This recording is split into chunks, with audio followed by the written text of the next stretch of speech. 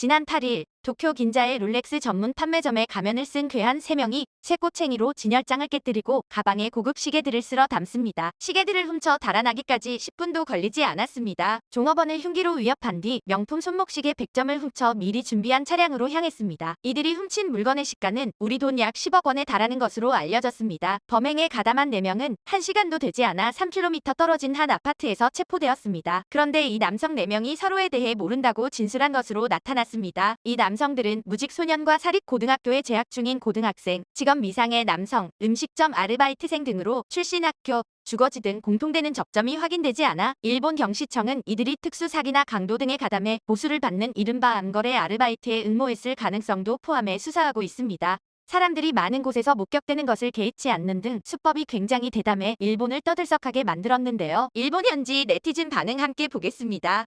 잡히기 전에 한 마리 유치함. 베란다 가장자리에 서서 네 눈앞에서 죽을 거야 라고 협박하더니 베란다 안으로 안전하게 들어감. 사람 안 다치게 해서 다행인데 저 나이에 강도 같은 거 안 해도 꾸준히 알바했으면 좋았을 텐데.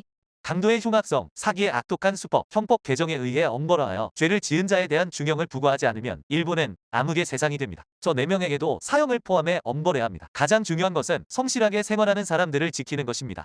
요즘에 대형 구인 사이트에 정체를 속이고 암거래 아르바이트 구인 광고를 게재하고 있는 것 같아요. 암거래 아르바이트인지 알아챘을 땐 이미 개인정보가 털려서 도망갈 수 없다고 해요. 구인 사이트도 돈만 밝혀서 구인 광고를 올리는 업체에 대한 조사나 검사도 제대로 하지 않아요. 그 부분도 처벌해줬으면 좋겠어요.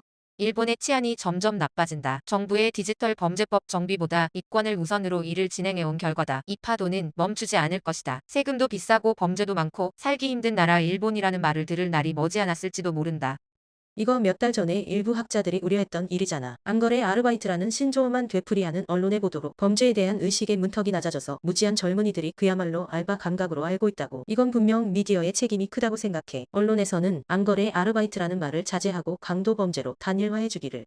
요즘 강도니 폭탄이니 어떻게 된 거야 일본. 기시다 총리는 이러한 상황을 제대로 보고 있는 걸까? 국민에게 도움이 되는 대책은 하지 않기로 한 걸까? 아니겠다고 할까? 조금만 생각하면 실패할 걸 알았을 텐데 그마저도 몰랐다니. 암거래 아르바이트 범인은 멍청한 사고인지 쉽게 생각하는 것 같네요. 체포된 소년들은 자신뿐만 아니라 주변 사람들도 평생 고통받는 것을 시간이 지남에 따라 알게 될 것이다. 가정에서의 교육이나 훈육, 학교 교육 등 어른이 되기 위해 필요한 것을 배우게 하지 않는 사회는 앞으로도 이러한 범죄가 늘어날 수 있다고 우려합니다. 요즘 은행 ATM 기계도 방심할 수 없고 무섭다고 생각해. 미국은 한 명씩 들어가서 잠금 기능으로 문을 잠글 수 있잖아. 동네에서 ATM기에서 돈을 뽑고 나왔는데 문 앞에서 노숙자가 무섭게 돈 좀 빌려줘라고 한 적이 있었어. 이러다 무슨 일이 생길까봐 두려워.